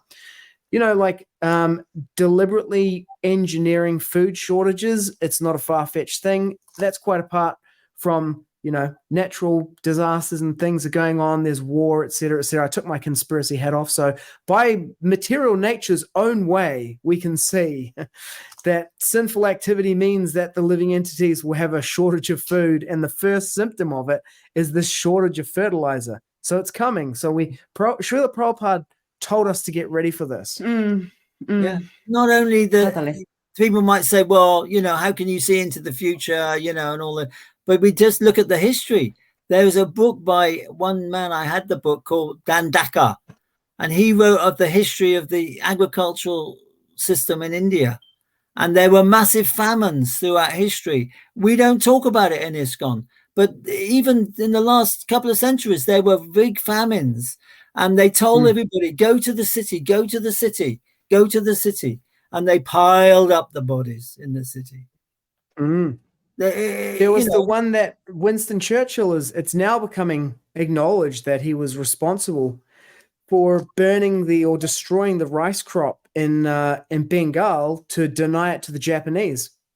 The Japanese were on the border with Burma, I think is on the border of Bengal. And so rather than allow them to get access to the food there, they destroyed it. And something like 1 million Bengalis died as a result. Same with the Srila potato. Prabhupada talked about that. Same in Ireland. In Ireland, the British government wouldn't give them any grains. And millions died in the potato famine of Ireland. It was a very wet year. Potatoes failed. They got blight, too wet, and they died. And they didn't seem to know how to grow much else besides potatoes. If they'd known how to grow other things, they wouldn't have died. You know, but the point is, they don't tell you all these things. That's why our system is not mainstream, because they don't really want to know that. They don't want you to have control of your own food, because that's the key to freedom and independence in the material world. And then also the first point that you made earlier on the podcast is, if there isn't food, we're done. We're doomed. Yeah, it's the If first. we don't grow our own food, then, and that is the thing, you know, like what surprised me the most is we're discussing about these brahmanas, their job meant to be advising, guiding. But what I see them is, it's more talking. Obviously, it has a point here where it says, "Oh, you have to, you know, read and do all of the scriptures, and don't talk about material things, because for them this might be a material thing to talk. It's waste of time. It's material nature. It doesn't have any service." It's like, okay, there is a point reading the scriptures for oneself to nurture the soul. There is another thing where we need to be very practical. You're not going to eat the books, for sure. And when you're hungry, the last thing you're going to think is about Krishna, unfortunately. So what we need to be is, we have to be very practical about the things. And as brahmanas, I think they're doing a terrible job. What we need is a real, like you said, grihastas to be in charge of these. We need satriyas to be in charge of that. And brahmanas just to guide us, if they are really brahmanas, because I don't know. The Kshatriyas can make sure that happens. Exactly, that's what we need. The brahmanas should be guiding the other ashrams, the varnas. You know, that's it. That's the purpose of Kshatriya. We say we don't have Kshatriyas. Well, you say you are. You say you have this astrological. That's fantastic. We need that. We've got to implement these things. Otherwise, it's all chaos, isn't it? It's all chaos. Yeah. We have to do that. The primary duty of the Kshatriyas, according to Srila Prabhupada, is to make sure that the people who say they are the thing are the thing. So if a person presents himself, I'm a Brahmin, I'm a sannyasi, then they're actually doing it. Otherwise, they must be removed. Yeah. Because if you don't have that, everything becomes ruined by cheating. Yeah, and we have this right now in ISKCON. We have a cheaters in saffron colors doing some horrible things to children, and what to speak other things we are not aware. And who holds them accountable? Yeah, we've had a legal GBC man. I know him actually, Sesha Prabhu. Yeah, but we've never implemented any legislation. You see, even when the country says someone's at fault, we hide that away and give them another job. But no, people, it's a laughing stock. That is a prime laughing stock. If you do that, we must be serious about our the common law of the land. Prabhupada said, follow the law of the land. Mhm. And if we don't do it, people just laugh at us. Oh, you think you're exempt, Well, I'm going to put my hat back on. I'm going to pull out another book. Hang on a I second. don't know if you've seen. Sure. And he's going to bring another book. Yay! Can you leave him on the back, please?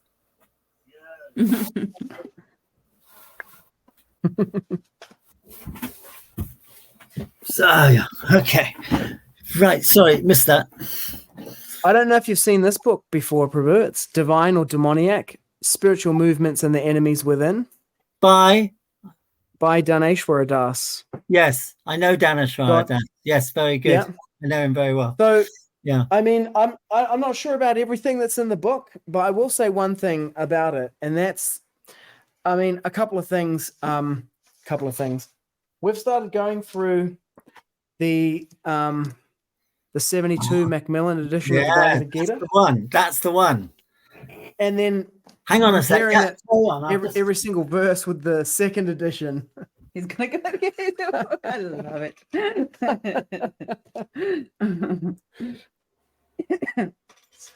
Too much emotions here. Mm-hmm. This actually lends some support to this theory. Okay, here we go. This is my one. That same book, because I was BBT England. I was running the BBT, and we've made a hardbound copy from our the original one that you had. Wow. So these books, these are rare books. These are very rare. When were you? This is one of Veda Guya's reprints. Oh yeah, well it's the same cover. Yeah. When were you running the BBT in England? Oh, 75. I mean, Mukunda took me under his wing, and he got me in the office. There was Mukunda, Patitu Dharan, who changed his name to Patita Pavana. I've never worked out why he did that. I've never heard why. Patita Pavana. Is this Patita Pavana the astrologer? Yeah.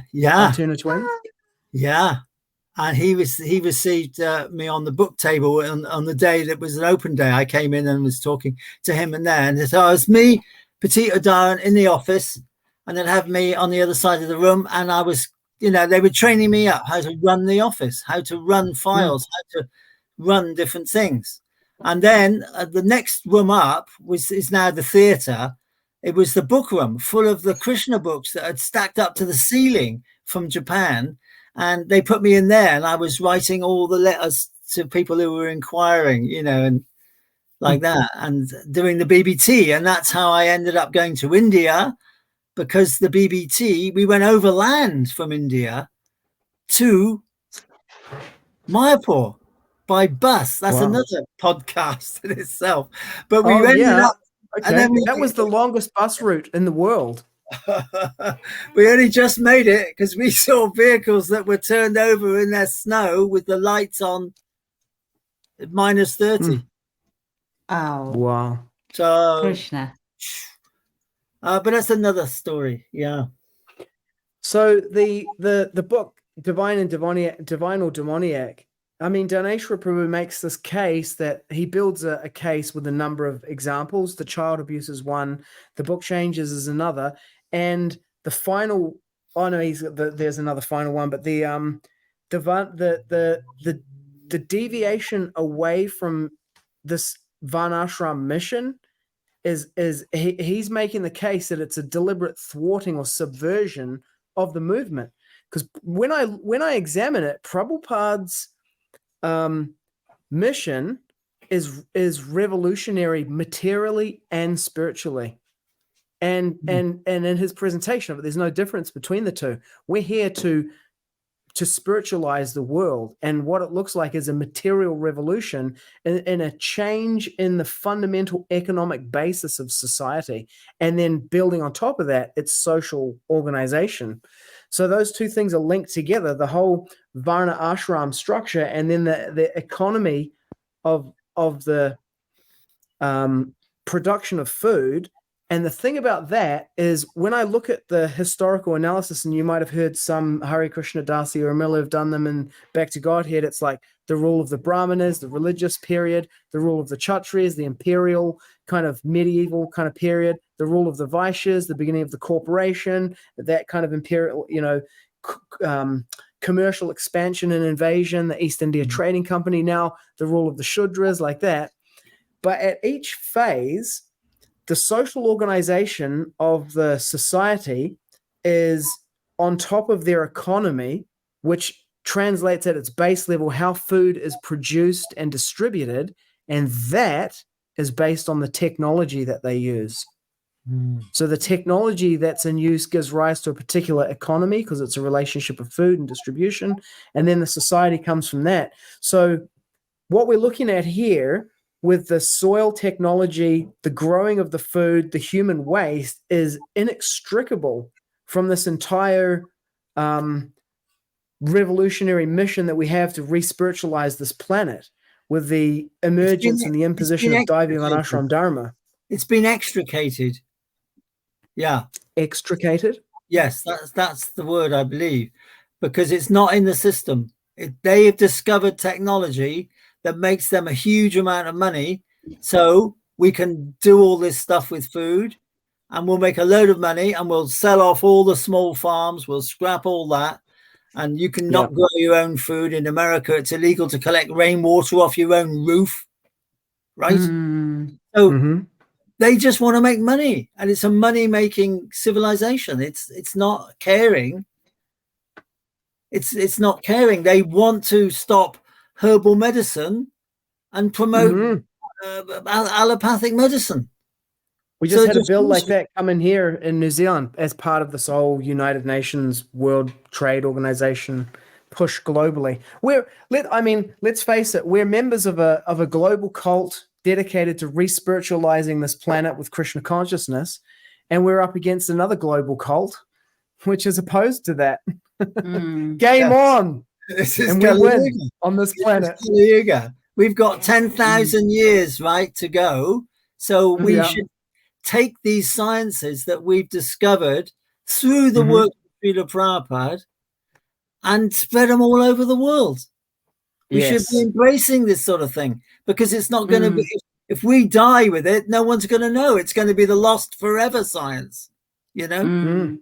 Unless someone digs up this book in another 100 years and says, oh, who was this guy who wrote, let's do this again, you know? But why is it going to be like that? We should take it now. We should take it now and embrace it. Yes. Well, Prabhu, thank you for giving, first of all, for giving your time so generously today, this morning, your time in the UK. But more profoundly than that, for rediscovering this lost science of the soil and developing it to such a degree over the last 2 decades, going on towards 3 decades now that you've been doing this. Yeah, I acknowledge your leadership and your determination, and that you've been doing this as a pioneer. You are a historic figure in the Kali Yuga. At the beginning of the 10,000-year golden age on Earth. And it is a great honor and a privilege to have met you and to have spent this time with you. And yeah, I'm looking forward to working with you in the future to bring about this revolution. Yeah, let's promote this podcast far and wide, because all the community, we have many communities and many people that came in the podcast that want to do all of their agriculture, growing their own vegetables. So this is the best podcast for them to listen, and also to go into your website and to be in communication with you. And obviously you are pioneer in this. Thank you. Thank you very much. Very nice to hear all that. And I appreciate your interest. Thank you. I'm looking forward to hear the classes. The Sonic Bloom. Oh yeah, that one too. Yeah. Oh, we'll do some more. Yeah, we'll do more. Yeah. Okay, we'll do one on Sonic Bloom. Oh, let's do that. I'm so interested. Okay, thank you so much, Prabhu. Dandavats. Hare Krishna. Hare Krishna. Thank you for your time. Thank you. Jai Srila Prabhupada. No. Haribo.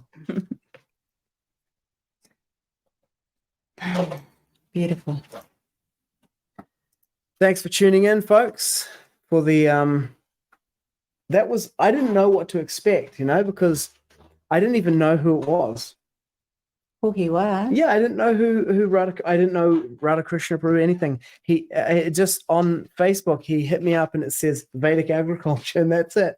And I was looking through the photos on the profile trying to figure out who he is, and then I looked at the GGI site and I was like, is it this Richard Higgins? Or I'm not sure, Yeah, And, yeah. yeah. I didn't know, so I just had no idea. I literally in the show notes episode description put, I'm not sure who this is. Krishna. You know how Krishna works. Mm-hmm. He's incredible. So for sure, we're going to have many members of the Krishna conscious. Bye, baby. Love you. Haribo. Community that will come because this is Krishna's sin. That's Mhm. what we the communities need to learn from now. If they want to grow the vegetables, what to be mindful of, and how to create all of this in the community. I feel so good having, because like there's, it's like if you just got this land and then like we do, and then it's like it's just this blank land, and you're like, I don't know what to do. Like You, but not me. well, I'm what about looking the broad forward. beans? What about the broad beans? I do. I just need to put more compost there. Yeah, exactly. But it's I mean, the great thing about you is you don't need to know what you're doing. You just like YOLO, just do something, start doing it, figure it out, make it I love happen. gardening. Yeah. Yeah. I love plants. I love animals Yeah. more than a human. I'm quite analytical, and I like to understand things deeply and to know what's happening. So this is like This is well, I read a lot of books of like gardening and so on so. Mhm. But like he was saying, you will never stop learning. Yeah. And that's the thing, there are many books, and also check the temperatures and the quality of the soil. There's so many aspects to it that you need to look in when you are a gardener, and it's full-on job, continuously doing. And this is another level because this is like the Vedic style. Yeah, that's the thing. The mother of Yeah. agriculture. That's what I was just thinking now. It's like kind of like that's the thing that really gets me going about this. Like, gardening, it's not really my varna, but revolution is definitely my thing. Like if we're bringing down Western civilization and reestablishing Vedic civilization by, sticking some cow poop into a box, I'm into it. I'll stick that cow poop in that box all day. It's the most expensive than More than expensive the milk. than more valuable Yeah, than yeah, milk. yeah. Yeah. Yeah, Amazing. definitely. The thing that I find it is anything that you can learn, that's me. If anything interests me, doesn't matter if it's like psychology Mhm. or it's agriculture now Mhm. or any other learning thing, that's my thing. I have to take the interest, and then I will jump from there to there, learning and learning and learning. So I love learning. I don't mind doing like the composting, and I don't mind doing the garden because it's pleasurable for me. You're in a different state of mind when you're doing things. Yeah, no, you love it. You Yeah. stay there for hours. I can stay for hours because it's so calming. Well, I can also go, learn to be a warrior, shooting things or doing things. I would be so excited to do that because it's another level of you using your being to understand something that is not you.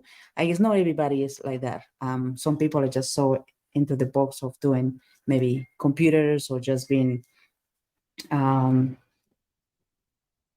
I don't know, business people, and that is the thing. But for me, I like business. Graphic design, some people like that. Creativity, Yeah. imagination. Anything that has imagination, creativity is like, wow, because you're learning. And gardening is learning, Look into the plant, like, why is the plant looking the way it's looking, Looks very I'm just happy. like, they look so happy. They're, even with the music, because we have Hare Krishna music, and the plants look so relaxed. It looks so chill out. Remember that plant was a tiny little one, and look at that. He's just like so happy. And even it's getting water in the tips of the leaf. Yeah. So you see, I can learn like, oh, this plant is amazing. Like, how do they live and what do they like? Yeah. Anyways, that's my rant. Okay, thanks for tuning in, and tune in for the next episode. Coming up, we have Swami Padmanabha on Saturday, New Zealand time, Friday, US time. Mhm. And then we have Dira Govinda on Sunday, New Zealand time, Oh my- Saturday, US time. 3 episodes this week. Okay. Mm. And then I've spaced the other ones out, so they're one a week. Okay, I was Oh, thinking the rest of the weekend, but Yeah. it's okay. I love. We're discovering a lot of through Incredible. this, yeah, and Yeah. he's so special. Wow. Yeah, he's Yeah. so special, and Krishna giving us this opportunity to meet that such amazing souls. It's Yes. like, what did I do in my past life I don't know. to be in But contact I with think these he souls? was Howard in his Albert Howard in his past life. Yeah. 100%. Mm. He must have done some Agyata Sukriti when he went to India. If he wasn't, that would have been the intermediate thing. Mm. But he is some great personality sent down to the earth for this pastime here. Oh, for Kali Yuga, Without a doubt. especially studying Kali Yeah. Yuga, and Great going sage. back to the Vedic way. Demigod. Oh, definitely a demigod. Yeah. If he wasn't a demigod, he wouldn't be doing what he's doing.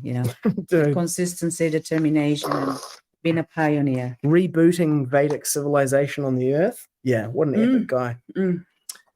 Param Nice of him. Vijayate Sri Krishna Sankirtanam. Total world victory of Hare Krishna. Hare Krishna. Hare Krishna. Adios. Adios. Ve con Dios. Ahí va.